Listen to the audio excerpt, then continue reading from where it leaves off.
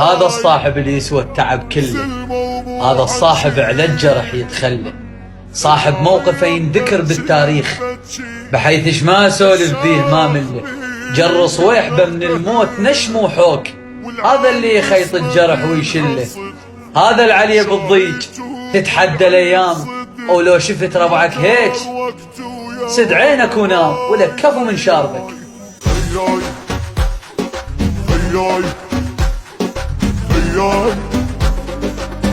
خياي